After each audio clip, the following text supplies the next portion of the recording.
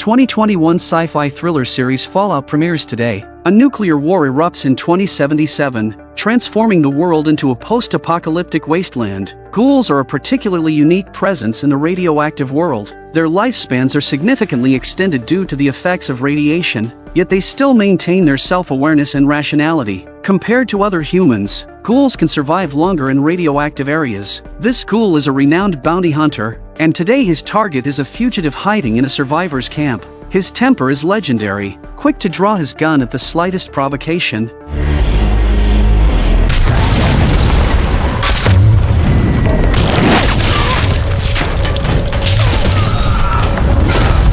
Damn, y'all ain't got me working up an appetite. During a fight, the ghoul casually eats cherry tomatoes, unfazed even as he's hit by several sniper bullets. After reloading, the ghoul effortlessly takes down the other fighters in the camp. Ghoul was about to walk towards his prey when a woman in a blue sanctuary uniform came out of the house. The woman warns the ghoul not to harm anyone and to surrender voluntarily, or she will use force. The ghoul smirks, completely unfazed, and pulls out the tranquilizer dart that hit him. And a very, very large bucket of drugs. Вона сказала здатися, Гулю. Just then, a mech descends from the sky, a standard issue from another major force in Fallout, the Brotherhood of Steel. The Brotherhood of Steel is primarily composed of pre-war government-funded scientists and members of the U.S. military. A three-way battle ensues. Before the apocalypse, the ghoul was a moderately famous cowboy, often invited to perform at wealthy gatherings. That day, they suddenly noticed a thick smoke in the distance. The ghoul reassured his daughter that it might just be a fire, but the next second, he was horrified to see a mushroom cloud forming in the smoke. The woman led her family into a bunker for safety but refused entry to other people of color, so the ghoul had no choice but to ride away with his daughter. More and more mushroom clouds rose over the city. 200 years later, 3 bounty hunters arrive at a graveyard. They'd been tipped off about a big job and are in search of a powerful teammate. Rumors suggest that a formidable ghoul lies dormant here. To be safe, they have also brought a hen, as chickens are said to be a primary target for ghouls. Much like a bull seeing red, soon, they pry open the coffin lid, and the ghoul inside stretches and looks at them. The ghoul pays no attention to them but instead picks up the hen from the ground. This makes the hefty man very nervous. This ghoul doesn't seem quite like the legends. Honcho tells the man to shut up, stating their purpose. A scientist has fled from the Enclave with his dog, carrying a substantial bounty on his head. Completing this job would allow them to live comfortably for the rest of their lives. Initially, the ghoul isn't interested, but Honcho mentions that the scientist is headed to California, the ghoul's home state. The ghoul's expression changes immediately. Honcho gives the ghoul a choice: join them or be stuffed back into the coffin. After setting down the hen, But for me, well, I do this shit for the love of the game.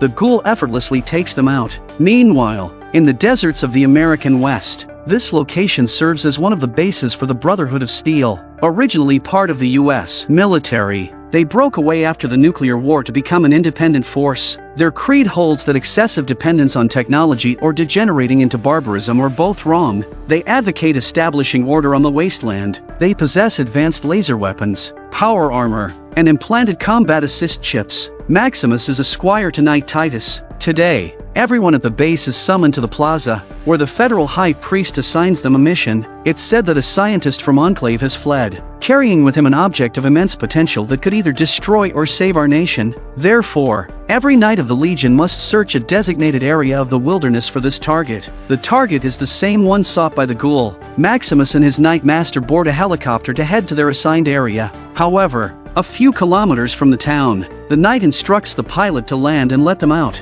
As a squire, Maximus has no room to complain. They arrive at a cave and find some clues, but there are many human and animal corpses on the ground. Titus instructs him to enter the cave to check for dangers. Maximus wonders if it's too risky without power armor, but Titus insists that earning the armor must come through acts of bravery, otherwise he'll remain a squire forever. So Maximus reluctantly proceeds. Unexpectedly, a radiation-mutated teddy bear rises behind Titus and bites through his machine gun. Бляха!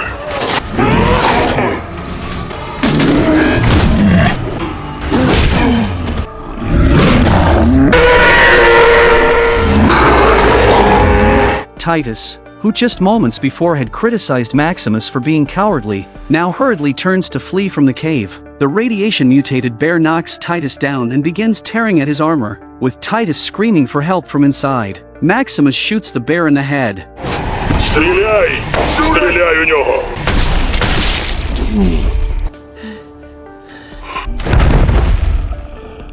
Saving Titus, who then removes his mask and furiously berates Maximus, even cursing the priest who sent them. Do you know how they deal with derelict squires? They tie you up and leave you in the desert for the vultures to tear you apart, Titus says, continuing his tirade, but he fails to notice the change in Maximus's expression. Maximus remembers the first time he saw the knight's armor. It is a knight's duty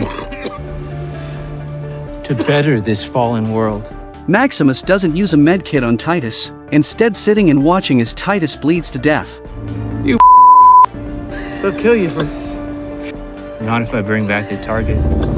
Lucy, serving as bait, lures a creature called the Gulper from the lake, which snaps at her with a mouth full of tentacles. Desperately kicking, Lucy is bitten by the Gulper. The Gulper immediately tries to drag Lucy into the lake to eat her. In a critical moment, Lucy grabs her backpack and smashes it into the Gulper's head, freeing her foot from its mouth. Lucy stuffs her backpack into the Gulper's gaping maw. The Gulper chews on the foreign object. Just then, a small dog rushes forward and bites the Gulper's paw. Because the Gulper had just swallowed its owner's head, the Gulper lets out a horrific scream and retreats back into the lake. Lucy, who narrowly escapes, blames Ghoul for using her as bait. Ghoul nearly laughs at Lucy's complaint, then ties a rope around her neck and walks away. Lucy is like a white lotus flower in this post-apocalyptic wasteland, as she's only been in the surface world for a week. A week ago, she was a member of Vault-33, as she had reached the age suitable for marriage. Vault-33 arranged a suitable marriage partner for Lucy, a male from the neighboring Vault-32. In these times, it's a system of allocation, and drawing a handsome man is like winning a collector's edition in a blind box. Lucy is very satisfied with her future husband. Lucy's father Hank, who was the administrator of Vault-33, gave his blessing to his daughter during the wedding ceremony. As members of the Vault, even if the rest of the world has fallen into darkness, they must ensure the flame of civilization is not extinguished. If the instruments are correct, the radiation levels on the surface should return to normal within a few decades, and by then, Lucy's offspring will be able to live on the surface. Although they have been hiding underground for 200 years, they are not completely ignorant about the surface. It is said that the surface has reverted to a primitive society, and when they emerge, they will show the survivors above a more civilized way of living. Before the wedding was over, Lucy and Monty couldn't wait to get started. Norm, curious, wandered over to the neighboring Vault-32 and found it in disarray, filled with corpses. Lucy also noticed from the way Monty drank water that he was not raised in the vault but was a raider from the surface. Lucy was no match for Monty.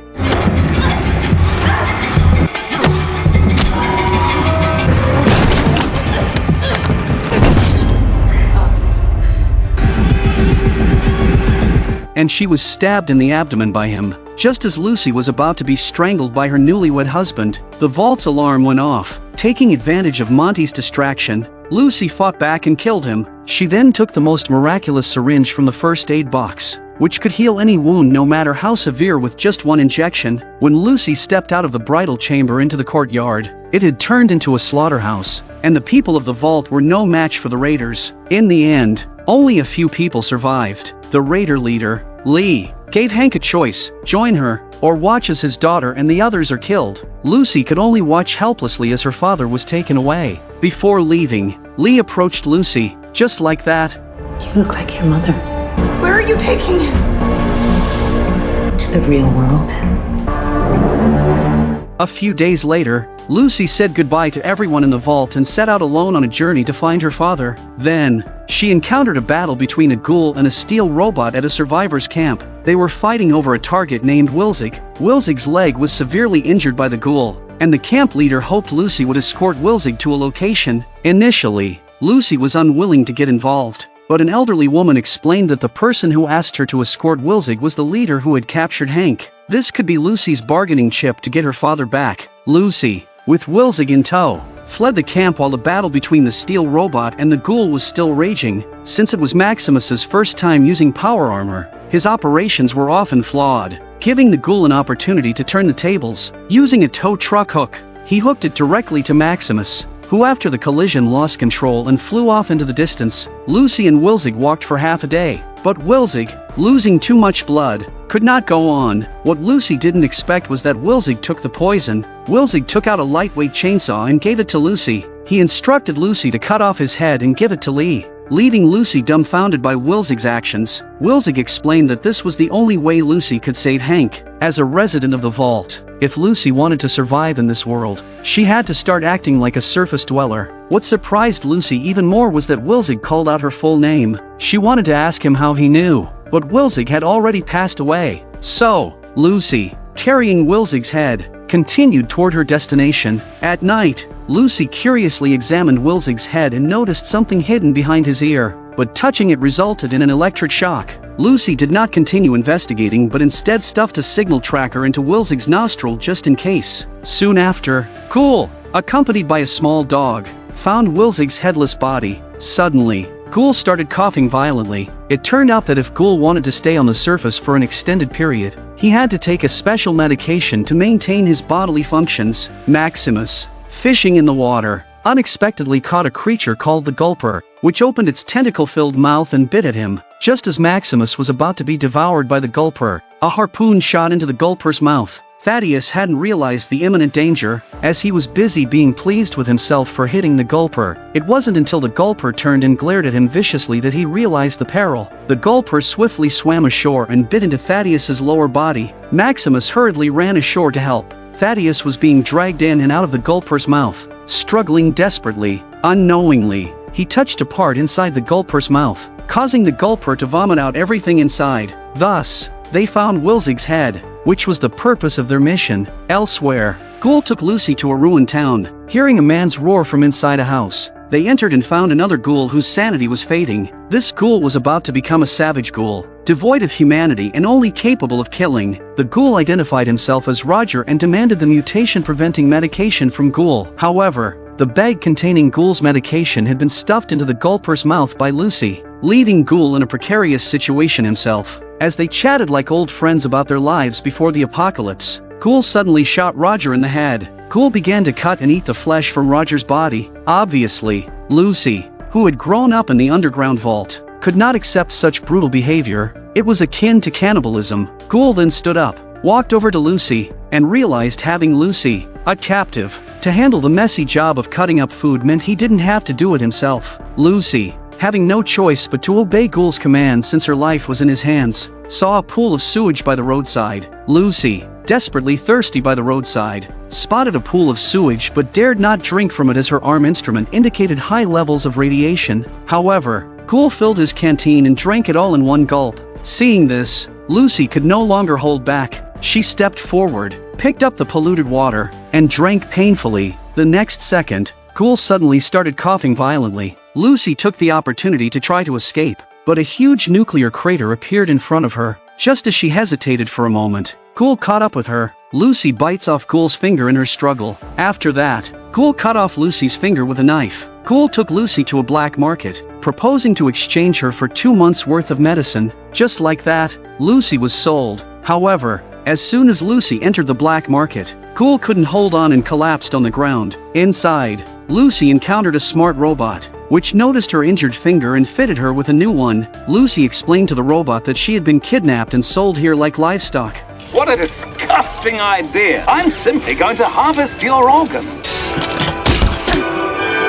The robot then led Lucy to 2 men, where she discovered many women were being held. The man ordered the robot to quickly extract Lucy's organs in the next room. Lucy struggled desperately, but the robot was very comforting, assuring her there was no need to fear. A few quick snips and everything would be over. Painlessly, Lucy kicked the robot saw away, escaped from the surgical bed, and grabbed a defibrillator nearby. Clamping it on the robot saw, the robot quickly short-circuited and fell. Minutes later, Lucy held the robot hostage with a knife and walked out of the surgery room. This left the 2 men dumbfounded. In this day and age, There were still fools who took robots as hostages, but Lucy then raised the syringe in her hand, which she had filled with cleaner. If injected, the cleaner would cause severe harm to the human body. Seeing that Lucy was not to be trifled with, they allowed her to leave. Yet, Lucy demanded they release the other imprisoned women, which they reluctantly did, but Lucy noticed a few cells were still locked. Under Lucy's threat, they had to unlock the remaining cells. It was only upon seeing the emerging Berserk Ghoul that Lucy understood their prior fear. The Berserk Ghoul quickly perished along with the two men. By the time Lucy came to her senses,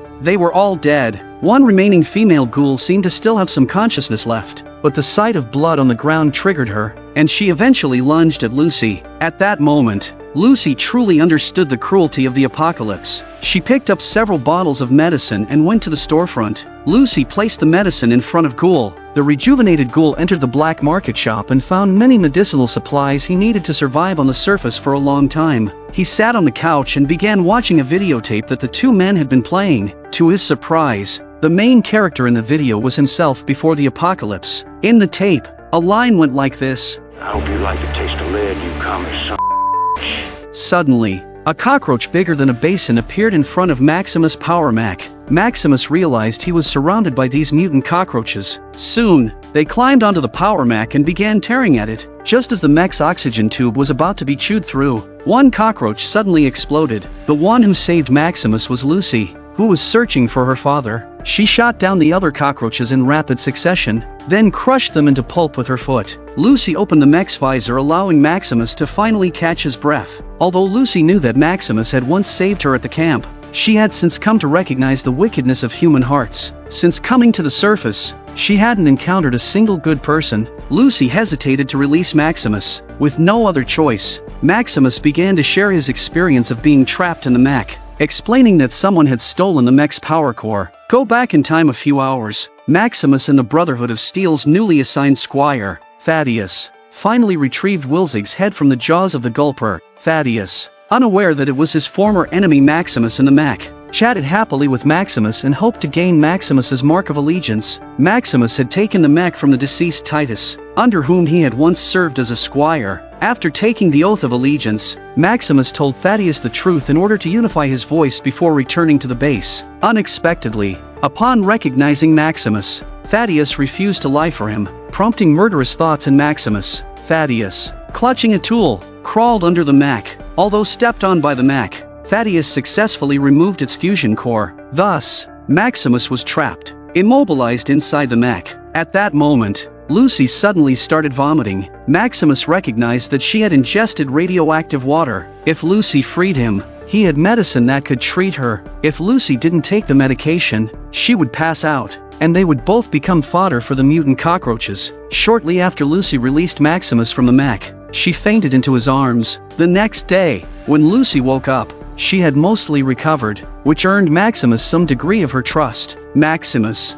learning that Lucy came from a shelter, was puzzled. He was unaware that any survivors remained, as everyone said the shelters were filled with mutant creatures. Maximus hid the mech and planned to retrieve the head. Lucy suggested they collaborate. She had previously installed a tracker in the head's nostril. After helping Maximus retrieve the head to complete his mission, he would use the mech to help her reclaim her father from Lee. Soon, they arrived at an abandoned bridge where they encountered two other survivors. Both parties tensely watched each other. You armed? No! Maximus suspected the others were lying, but Lucy felt not every survivor was bad. Are you armed? No. On a count of 3, everyone raised their hands and slowly passed by each other on opposite sides of the bridge. This was probably the most absurd encounter the two survivors on the other side had ever experienced. However, as they approached, one woman's eyes lit up with greed upon seeing the device on Lucy's arm. Even as Maximus drew his gun and killed the people opposite them, Lucy remained with her hands raised, not reacting in time. Is human life really so cheap in this post-apocalyptic world? Maximus noted that one of the men's clothes indicated he was from the Demon Gang, a group known for cannibalism. They continued on to a deserted town. Lucy was surprised to see a billboard with Reclamation Day written on it. Maximus wondered if she had never heard of the new California Republic. After the apocalypse, over 30,000 people had lived here, and the day they emerged from the shelter was called Reclamation Day. Lucy felt as if the entire world had collapsed. What was the point of hiding in underground shelters for 200 years? Maximus then led Lucy to a huge crater, the aftermath of the new California Republic. It turned out that Maximus, having survived the disaster as a child by hiding in a refrigerator, was later taken in by the Brotherhood of Steel. On the other side, at Shelter 33, Norm was delivering meals to a few detained raiders when he unexpectedly learned a secret from them. Norm and Chet quietly entered Shelter 32 through a passage in the middle of the night, only to discover that its farmland had long been abandoned. From the control room, they learned that this shelter hadn't had a single living person for over 2 years. The entire population of the shelter had mysteriously died. The manner of their deaths varied. Some had hanged themselves in groups, others had strangled each other, and one person had electrocuted themselves while holding a bread knife and a toaster. Only the shelter's manager had been tied to a chair and killed. On one wall was written, "Death to management." Yet, this still didn't explain how the raiders had managed to enter the shelter a few days earlier. Chet thought the people in this shelter might have gone mad, with a survivor opening the main door to let them in. Norm used the manager's computer to check the access logs for the main door and was shocked to find that the shelter's door had been opened from the outside. Chet was puzzled because opening the door required a device like the one they wore on their wrists. At that moment, Norm couldn't believe his eyes as he looked at the screen and saw the name of the person who had opened the door of Shelter 32. It was his own mother. Norm and Lucy's mother had died many years ago, and he couldn't understand how the raiders could have used his mother's device to open the door. The two then passed through another corridor and arrived at the entrance of Shelter 31, where bodies also lay scattered, seemingly having tried to enter Shelter 31 at the time of their deaths. Norm and Chet quietly returned to Shelter 33, as their father Hank had been kidnapped and a new shelter manager needed to be elected by vote. As everyone lined up to vote, the broadcast played their ideals. One day, they hoped to have the opportunity to return to the surface, to reproduce, and to bring order and civilization to the world above. Norm went home and opened his father's computer to review the inter-shelter trade records, which indicated that these trades were meant for the distribution of human resources. Following that, a list of the managers of shelters 31 to 33 over the years appeared on the screen, including his father Hank, and the last manager is Betty, who just won with 98 votes. What struck Norm as strange was that all the managers of Shelter 33 had always come from Shelter 31, and Shelter 32 was the same. Norm suspected there was something suspicious, but Chet mentioned that his wife Stephanie was also from Shelter 31. On his way out, Norm casually asked Stephanie how Shelter 31 differed from here. Maybe the mashed potatoes were a little better? That is what my dad used to say. Must be true then. The next day, the new manager Betty gathered everyone at Shelter 33. She opened the passage to Shelter 32, hoping everyone would join her in visiting and rebuilding their home. She had already discussed with the manager of Shelter 31 that it wasn't right to let such a sacred place as a shelter stand empty, so they were launching a resettlement campaign. Half of the people from Shelter 33 would move there in the coming weeks to start a new life. Norm and Chet were shocked to find that just one day later, all the bodies in Shelter 32 had disappeared. All the rooms had been completely renovated and looked entirely different from when they had first entered. Norm noticed that the computer in the manager's room had also been destroyed, so he asked Betty a question about how his mother's device had been handled when she died. Betty confirmed that it had been buried with Rose, as she and Hank had personally buried Rose. Watching Betty walk away, Norm realized she hadn't told the truth. What secrets were Betty, his father Hank, and those from Shelter 31 really hiding? Meanwhile, Lucy noticed that Maximus was bleeding profusely from his shoulder, so she headed to the abandoned hospital in town to look for injections. Despite Maximus's pleas, Lucy charged into the hospital with her gun drawn. With no choice, Maximus also pushed the door open and entered, but no matter how much he called Lucy's name, there was no response. He found a room labeled medical supplies, but upon entering, he discovered that the door lock was fake. When Lucy woke up, she found that they were lying in a room together. Lucy was unaware that the shelter in front of her also concealed horrifying secrets. We're in a vault. Lucy ventured alone into the shelter's laboratory and was terrified to find it filled with radiation-mutated human bodies. With a large glass tank in the middle of the room, Lucy turned on a television nearby, and the images that appeared made her skin crawl. It seems that there is a pregnant woman giving birth in this glass tank, and there are many fish around her in the water. Gradually, the woman began to scream as the fish started biting her body. The scene was so gruesome that Lucy quickly turned off the television. She continued down the corridor towards the deeper parts of the laboratory, where several rows of cryogenic chambers were placed. each containing a pregnant woman. The story rewinds to 2 days ago when Lucy and Maximus were taken to the isolation observation room in Shelter 4. The doctor also removes the bullet from Maximus' left arm. The bullet used in the Demon Gang's gun was made from human teeth. Birdie mentioned that their ground search team had also found and brought back Maximus's armor, just in time as his wound needed treatment, and suggested they stay in the shelter for a few days. Lucy readily agreed, as her life on the surface had not been pleasant, but Maximus remained vigilant. Because the Brotherhood of Steel always said that monsters inhabited the shelters, Maximus thought they shouldn't waste time here. These people might want to trap them here. However, Lucy asked Maximus to look around. The dining hall was full of people like Maximus who had come from the surface. They were all smiling and talking with others because the shelter residents believed everyone needed each other, just like she needed Maximus on the surface. For the first time in his life, Maximus was nervous about being held by a girl's hand, so he agreed to stay with Lucy until he was healed before leaving. Birdie inappropriately interrupted their intimate moment, saying the shelter's supervisor wanted to briefly say hello. Stay out of level 12, obviously. We'd prefer you not go there. After Ben left, Lucy discovered that there were many mutants in the shelter, including an old man with a nose growing on his forehead. Lucy found it strange that the shelter's supervisor was a mutant. Then, a woman with glowing eyes walked past them, which completely shocked Lucy. Lucy and Ben talked, and she mentioned that she was from another shelter, but their place did not accept refugees from the surface. Ben started to complain about the people from the surface, mentioning that their dietary and lifestyle habits were very different from theirs. Lucy wondered, if Ben disliked surface dwellers so much, why did he continue to take them in? Ben explained that it was a policy set in his predecessor's time, carried on generation after generation. When Lucy asked what was on the 12th floor, Ben was so startled that he spat out his water, saying that it was a taboo subject not to be discussed. Meanwhile, Maximus found his power armor in the warehouse, but without a power core. It was just a piece of scrap metal. Suddenly, he spotted a worker changing a light bulb nearby and asked him where the shelter's energy came from. Following the worker's directions to the energy source, Maximus discovered that the shelter's energy also came from a fusion core, identical to the one his power armor used. Just as Maximus was about to steal the fusion core, Birdie appeared behind him. Birdie didn't scold Maximus for his theft attempt, acknowledging that surface dwellers often struggle to adapt here. She then handed Maximus a device. His assigned room was number 428. Using the device's instructions, Maximus found his room, which had been warmly decorated with many welcome gifts. Maximus took the first hot shower of his life and afterward tasted some caviar from the table.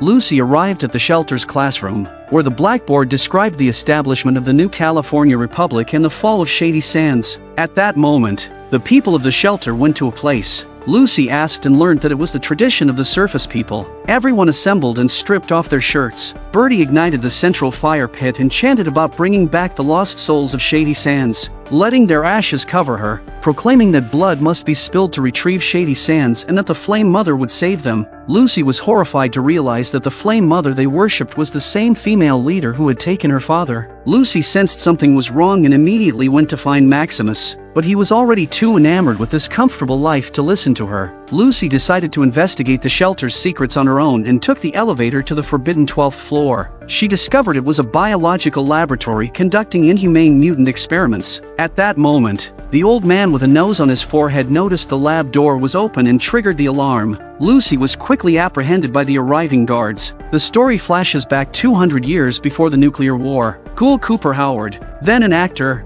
was introducing Shelter 4, boasting that its 91-centimeter thick lead shell could block all radiation. All these shelters were equipped with complete modern facilities, allowing residents to wave to 200 neighbors at will. He welcomed everyone to purchase a residence developed by Vault-Tec. If disaster strikes tomorrow, the world needs Americans like you to build a better future. After filming the commercial, Cooper met with Bud, who was in charge of the shelter project. Bud proposed destroying competitors not with smarts or sales, but with time, the most crucial weapon. But the future of all humanity depended on one word: management. Cooper's wife, Barb, was also an employee at the Shelter Development Company, and at a party, Cooper had a memorable conversation with the company's boss. The future, my friend, is products. You're a product, I'm a product. The end of the world is a product. And for those of us who can successfully embrace that, I'd say the future is gold. At that moment, the sound of a door opening interrupted Ghoul's pleasant dream. Several men in police uniforms entered the supermarket. accusing him of sabotaging this legitimate business. Says who? The government. Adam returned home with his son Tommy only to find Ghoul Cooper sitting at the dining table, slowly chewing on a steak. This sight reminded Adam of the terrifying legends about ghouls consuming humans. Could it be that his daughter Sandra had already met a gruesome fate? Fortunately, Sandra came over with a glass of water at that moment, allowing Adam to breathe a sigh of relief. After seeing Adam tell Sandra to leave, Ghoul reveals the reason for his visit. He's just come to ask for a piece of information. Ghoul pulled a letter from his clothes and asked Adam if he had another older son. Adam said his older son had left home 2 years ago and had been out of touch ever since he started associating with a crazy woman in the mountains. At this point, Adam realized something was amiss. Brand new team of believers with their own dumbass ideas about how they gonna save the world. What did you say the name of your eldest was? Was it Rufus? He hadn't mentioned his older son's name, so how did Ghoul know about him? Yet, Ghoul then also called out his younger son Tommy's name. It turns out that Tommy had been hanging out with that crazy woman at Rufus' urging. According to the letter, Rufus had given Tommy some bottle caps, the currency of this post-apocalyptic world. Tommy was to deliver a traitor from the Enclave to the crazy woman, Moldaver, in the mountains. Adam urges Tommy to reveal the location, but Tommy says he doesn't want to spend his life digging like his father. He wants to make a difference. With Ghoul glaring menacingly at him, Tommy reluctantly disclosed that Moldaver was located at the observatory, but after getting his answer, Ghoul didn't leave immediately. Instead, he asked Tommy if he wanted to avenge his brother. That's how Tommy ended up shot dead by Ghoul. Ghoul, indifferent to Adam clutching his son and weeping, shouldered his pack and headed towards the observatory. But could you imagine that the ruthless Ghoul was once a family man before the apocalypse? The scene shifts back over 200 years. Cooper and his wife Barb were soaking in a hot tub in their backyard, but Barb was preoccupied with work, bringing her company's new product home. Barb explained that their company intended to integrate it into the emission system of the shelters. Cooper was not pleased with this. Barb felt she needed to keep her job to secure their family a spot in one of the shelters. Cooper believed his wealth could just as easily buy them a place in a shelter. Barb hesitated, only wishing Cooper would trust that she was doing the right thing. At that time, the international situation was grim, as nations competed for control of future energy sources due to nuclear fusion technology. Even allies became potential competitors. Stalled peace negotiations might lead to an escalation of the war. Cooper's friend Charles discreetly shared a disturbing piece of news. The American government had outsourced humanity's fate to the Vault-Tec company. Vault-Tec was a private enterprise with a responsibility to its investors to make money, which they did by selling shelters. But if peace negotiations succeeded, they would no longer be able to sell shelters to the wealthy. Thus, Vault-Tec was tasked with ensuring that peace talks failed. Cooper dismissed Charles's claims as a conspiracy theory. Before leaving, Charles gave Cooper an address, inviting him to join their gathering when he had the time, where he could uncover the true nature of Barb's company. A few days later, Cooper drove to the address. Speaking on stage was a woman named Moldaver, who argued that America's claims that nuclear weapons would end wars and bring a bright future were false. Instead, the so-called bright future was actually a horrifying abyss, into which everyone would soon be sinking. The victims of war were people just like them, and the real enemies were the current leaders. Unable to tolerate such rhetoric, Cooper prepared to leave, but Moldaver on stage called out to him. How much did Vault-Tec pay to take them off your hands? I'm not ashamed to earn a living. Cooper says that he has his own principles, but Moldaver seizes on this and asks him about them. Moldaver mentioned that the Vault-Tec company was now worth $1 trillion, controlling half of America. Promoting doomsday scenarios was indeed very profitable. Unfazed by Cooper's sarcasm, Moldaver claimed she knew his wife Barb, perhaps even better than he did. Moldaver's research company was acquired by the division where Barb worked. At the time, they were developing a technology that was hard to profit from, cold fusion for unlimited energy. Just as they were about to succeed, Vault-Tec Corporation suddenly intervened and bought all the companies under her name. For over a decade, the United States had been trapped in resource wars, and Vault-Tec Corporation acquired all the inventions that could end these wars. Why would they do this? Because those inventions would interfere with their business model. After explaining this, Moldaver pulled out a listening device from his bag and handed it to Cooper. Cooper realized that Moldaver wanted him to eavesdrop on his own wife. so he immediately refused. Moldaver smiled, insisting that he keep the listening device. Fast forward to the present. Ghoul Cooper was accused of destroying a top supermarket and was escorted by 2 police officers to a bar bearing a government sign. Sorrel recognized Ghoul as once being the best bounty hunter, noting that they had had numerous dealings in the past. Sorrel then untied Ghoul,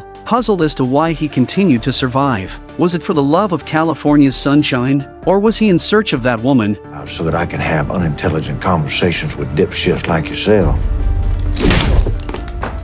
Ghoul scoffed, claiming he had never heard of their organization. Recently, all he had heard about was a woman named Moldaver, although Sorrel admitted they knew each other. The organ trading shop Ghoul destroyed was under his jurisdiction. Letting Ghoul go unpunished would make others lose faith in his governance. Unexpectedly, Ghoul confessed to the crimes, but just as Sorrel ordered his men to take him out to be fed to the pigs, Ghoul erupted in violence and easily killed them both. Ghoul then walked over to a wall and tore down a wanted poster featuring the Flame Mother, Moldaver. Meanwhile, Lucy, who had broken into the 12th floor laboratory, was captured. Ben believed they had kindly taken Lucy in, providing her with food and water, yet she had broken the rules and ventured to the 12th floor. Lucy accused them of being monsters for experimenting on those poor women, so Ben ordered his men to start playing a holographic tape for Lucy. The man in the tape claimed to be the supervisor of Vault 4 and was also a mad scientist. They were conducting experiments on hybrids of humans and mutated creatures resistant to radiation,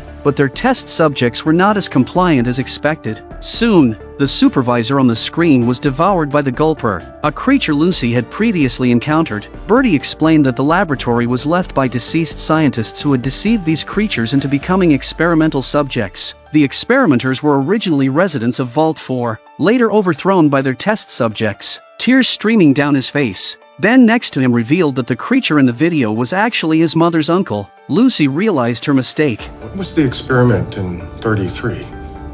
Well, there is no experiment. Ben and Bertie exchanged glances, both thinking Lucy was clueless, as Lucy was bagged and led away to be executed. Maximus, who was eating popcorn and watching TV, saw the scene unfold from a window. Lucy was tied up in the center of the square, where Bertie publicly announced her crimes, and Ben pulled out a machete. Confused, Lucy thought they were about to execute her. Ben then ripped the ropes binding Lucy, and the people of the shelter began to cheer. Lucy was bewildered. You'll be killed almost immediately on the surface by Lord knows what. That's why we're giving you 2 weeks of supplies to take with you. Only then realizing that for these people, being banished to the surface was the harshest punishment. Before leaving, Lucy remembered Maximus's fondness for life here and hoped the shelter wouldn't banish the good and honest Maximus. At that moment, the supposedly good and honest Maximus was in the energy room, stealing the shelter's fusion core, and then he arrived in his newly powered mech to rescue Lucy. Thus,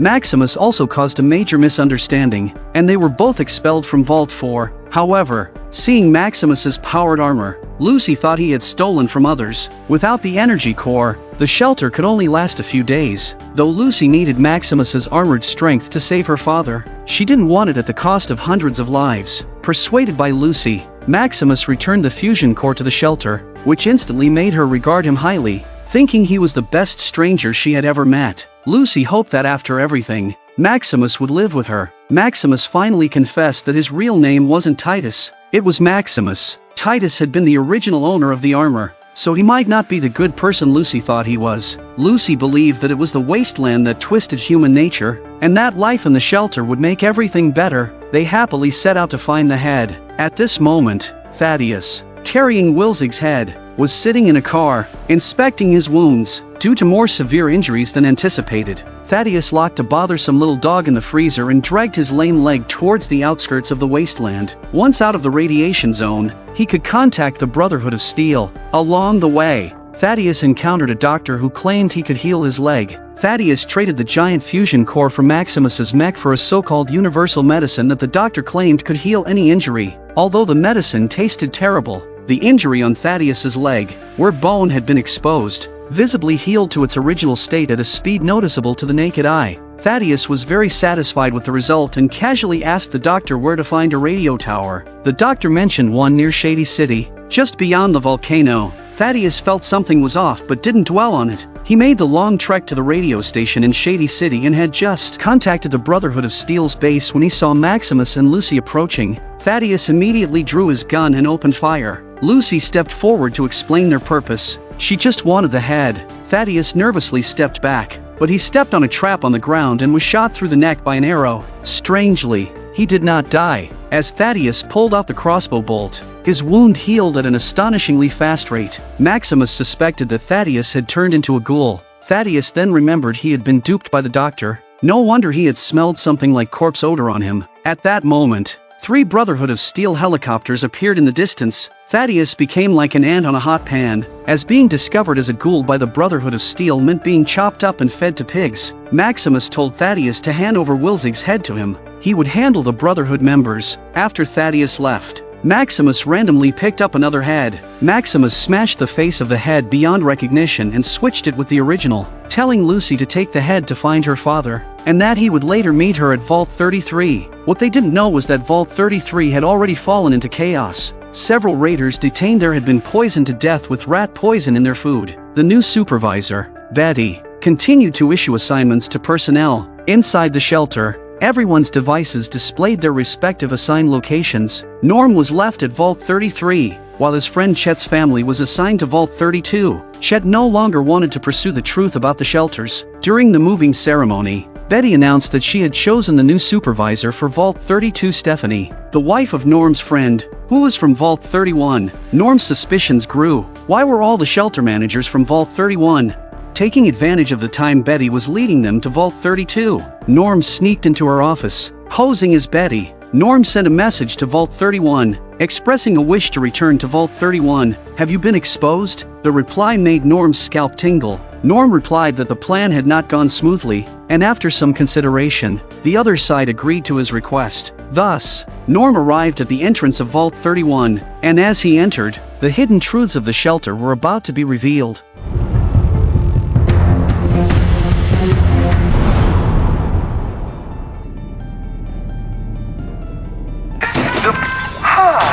Thank you, or Hank.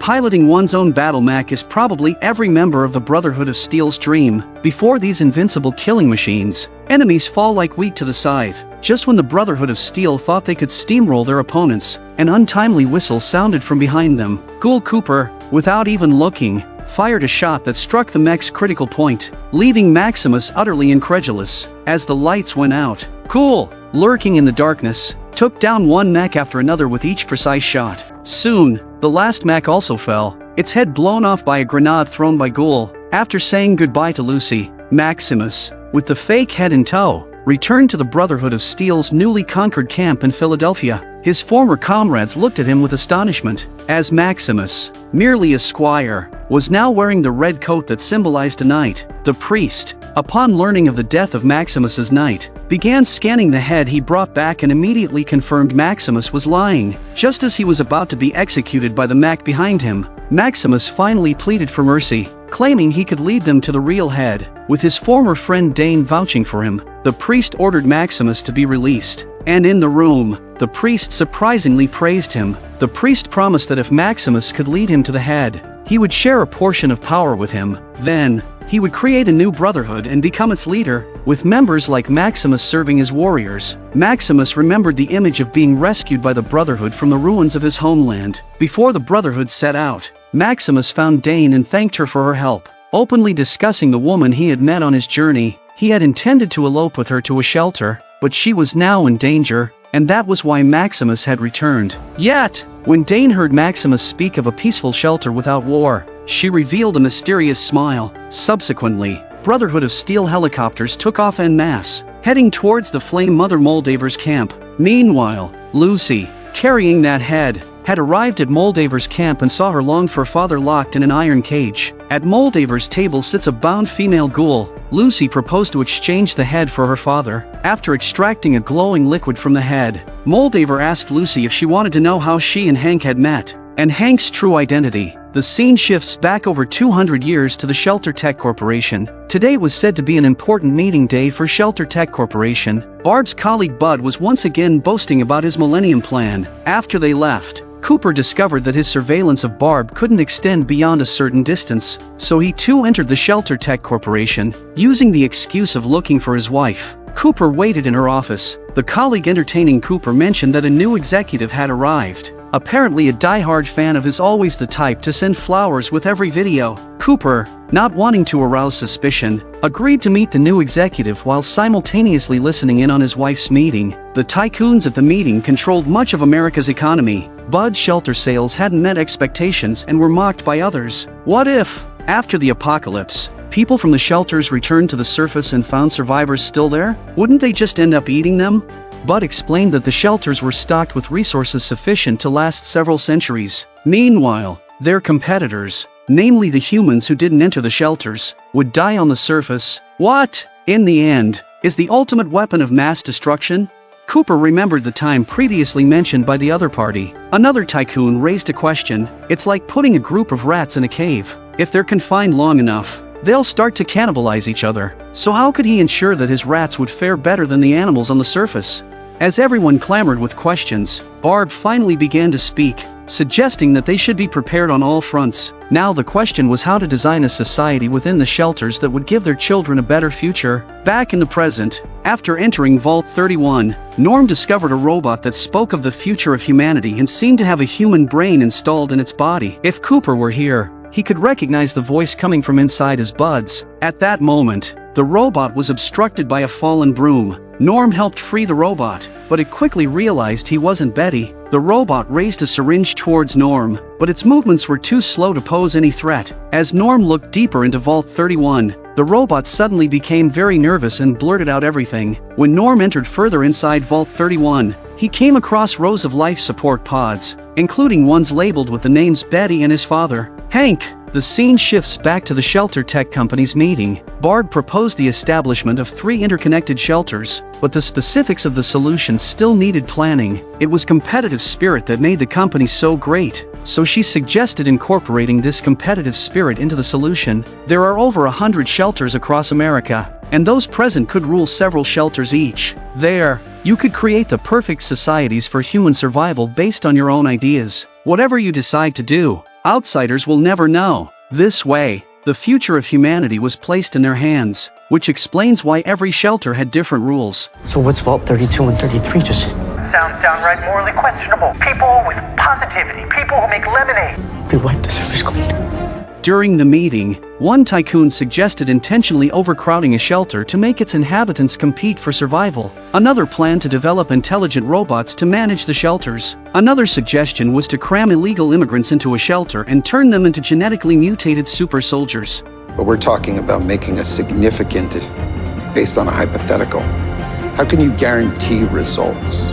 By dropping the bomb ourselves. Cooper was completely shocked by his wife's remarks. She actually wanted to eliminate 99% of humanity on Earth. The female secretary who had been attending to Cooper, Betty, was to be the future supervisor of Vault 33. Cooper also met his fan. Originally, when Lucy was young, her mother Rose accidentally discovered that something was siphoning water from their shelter. Using this clue, she deduced that civilization might have been rebuilt on the surface. When Rose told her husband, he dismissed her ideas as ludicrous and told her to tell no one. At that moment, Rose realized that her husband was hiding something, so she took Lucy and fled from the shelter. Then, Rose found a rebuilt surface city, which was New California Republic's Shady City, but it wasn't long before Hank found her. She refused to go home with her husband, so Hank took the child and turned the entire city into ruins. This was how Shelter-Tech Company dealt with competitors, just as they had done 200 years ago. At this moment, Lucy also recalled that her mother had once brought her here. The head Lucy brought contained a cold fusion core capable of unlimited energy. Years ago,